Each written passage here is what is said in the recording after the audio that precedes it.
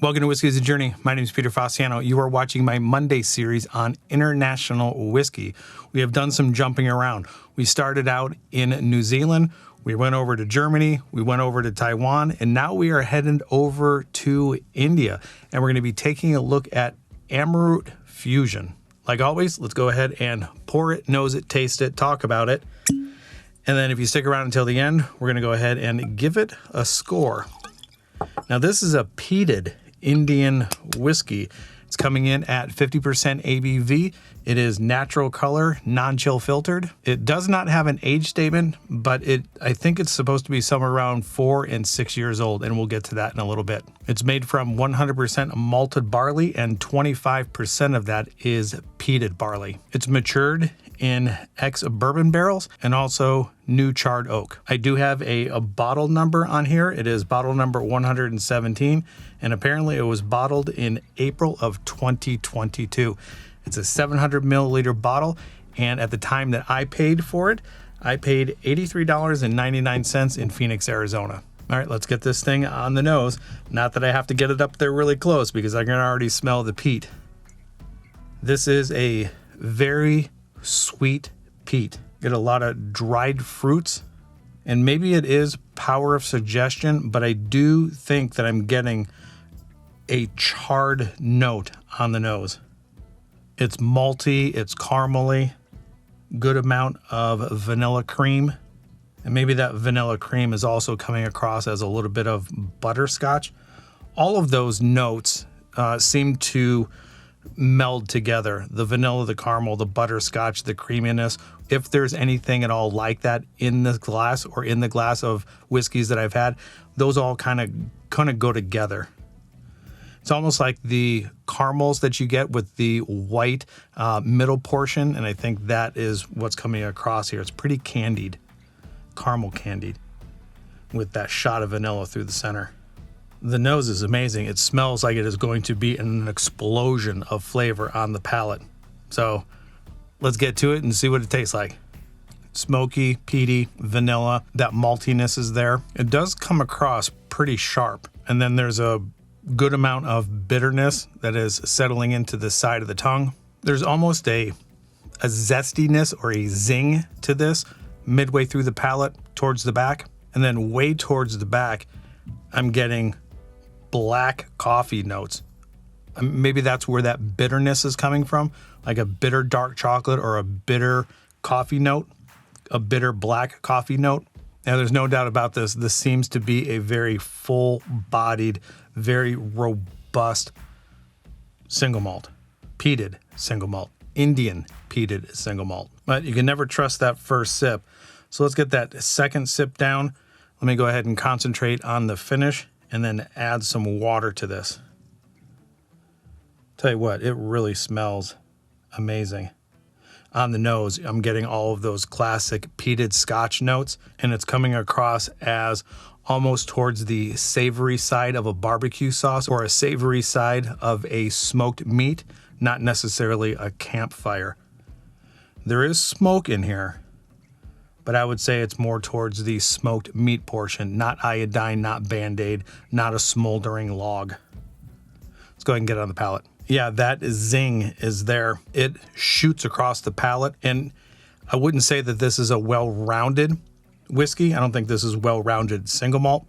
All of those flavors that I initially got are definitely showing up, but they're showing up pretty sharp individually as it hits the front of the palate all the way to the back. And just because it's a sharp whiskey doesn't mean it's a bad whiskey. All of those notes that are there, all of those flavors that I'm getting, all of the complexities are there, but it's coming across like a firecracker going off, or those pop rocks that are going off on my tongue. It's lighting me up.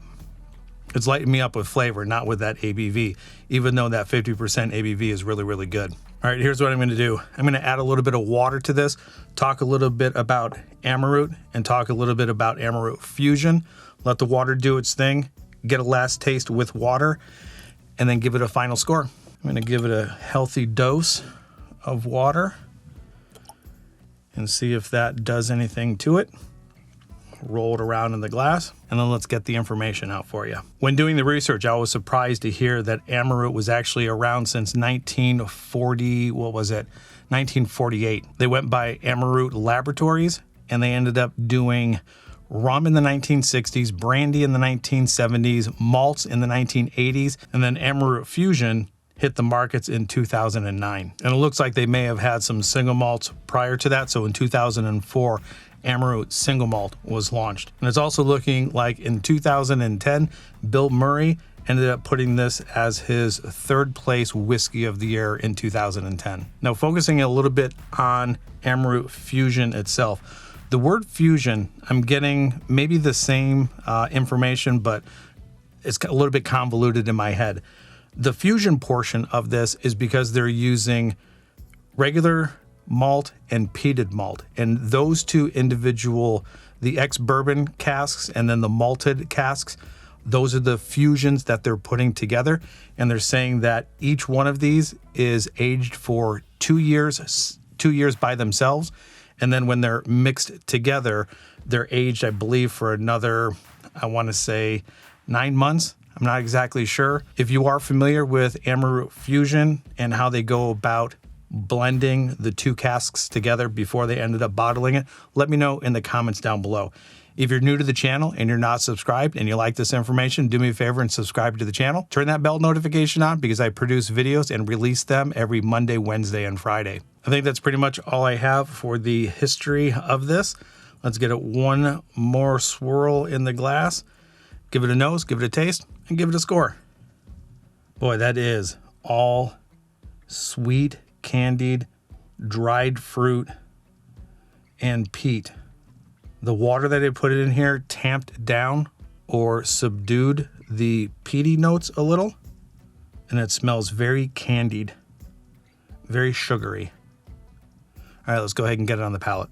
Definitely took the sharpness off of it. It's still sweet, it's still peaty, dried fruits, malt is coming through, vanilla is radiating along with the caramel and the butterscotch. This is definitely rounded out.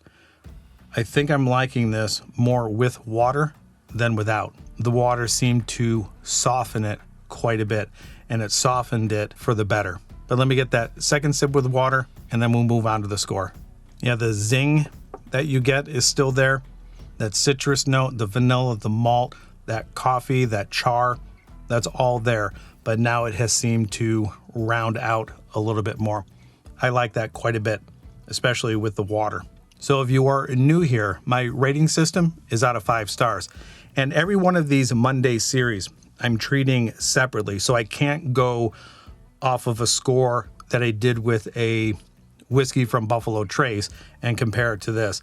What I'll be doing is making my ratings based on the international whiskeys that I've done. Up to this point, all of them have received a 3 out of 5 stars. I think this one is much more elevated in complexity with the flavor, with the construction of it. I guess that would be, I don't necessarily know if that's the best word to it.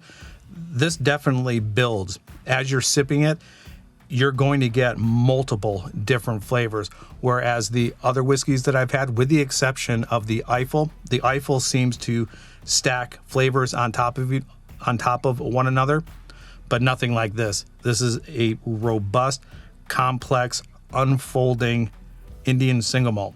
And because of that, I am going to give this 3.5 stars. I like this very much compared to the others that I've had. I think the price point is pretty good for what is in the glass. I like how the water rounded it out, softened it up a little bit, kind of cut off those sharp edges. And because of that, 3.5, I believe, is a fair score for my international whiskeys so far. What do you think? Let me know in the comments down below if you have had Indian whiskeys, and if you've had Amrut Fusion, what do you think of it? And with all that, that's where I'm going to leave it. I hope you're enjoying your journey, and we'll talk to you next time. Bye.